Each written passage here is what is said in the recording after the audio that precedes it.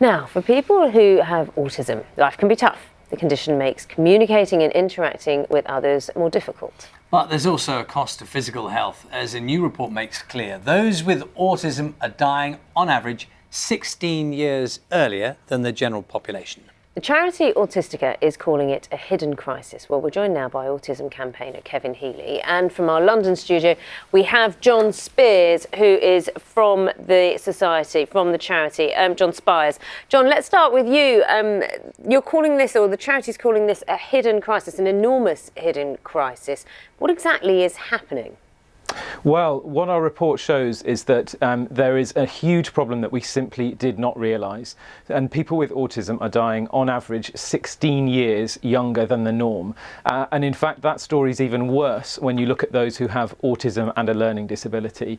Tragically, in the case of that group, who make up around half of people with autism, they're dying up to 30 years younger than the norm. So, John, just give us an idea of because immediately people want to know about the breakdown of how are you accounting for those lost years? What are people dying from? Well, it varies within the autistic population. So those who have autism and a learning disability are at very high risk of epilepsy, and that epilepsy is slightly unusual. It seems to respond less well to treatment, and it seems to start later in life. For those who don't have a learning difficulty, suicide is a very, very significant cause of death. And again, that suicide does seem to be quite unusual. For many, there is no diagnosis of depression recorded before the suicide attempt, and that's unusual. And one of the strangest facts is that women with autism are in fact more likely to consider and commit suicide than men, and that's completely the opposite of what we see in the typical population. Kevin, so what's being described there by John is almost an overlapping of symptoms, of diagnosis that seems to be accumulating, and the idea or the impression is that this section of society is being ignored by the medical profession. Is that fair? Yeah, definitely. I think it's a huge hidden crisis here in the UK at the moment that, these people, people with autism are suffering, and, for the fact that, it highlights in the research and the report that people with severe autism are, dying a lot younger. I'm 41 years old. I've got an identical twin brother who's severely autistic, and he has learning difficulties. So for me, that's a worry, because I'm thinking now, with this report, could my twin probably die earlier? So, but I think in essence, really, a lot of people on the autistic spectrum, such as it mentions in the report as well, that it affects women quite hugely. And a lot of people on the spectrum, I had a friend who sadly committed suicide.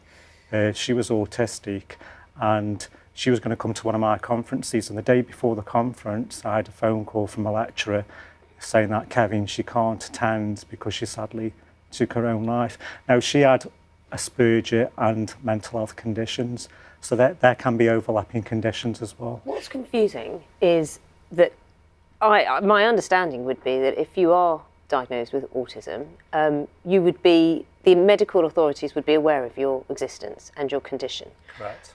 Therefore, they would have the same care, if not perhaps more care, than someone without autism. So why aren't these symptoms or these issues being diagnosed and spotted? I think a lot of people do slip through the net. For me, I was 27 before I got diagnosed. My twin brother, who's identical, he didn't get diagnosed until he was 18. So there's lots of people out there in the UK now are getting undiagnosed or not even getting a diagnosis. And key intervention is crucial. Children should be diagnosed at the early age of 4 so they can have that correct service, that correct support service in place.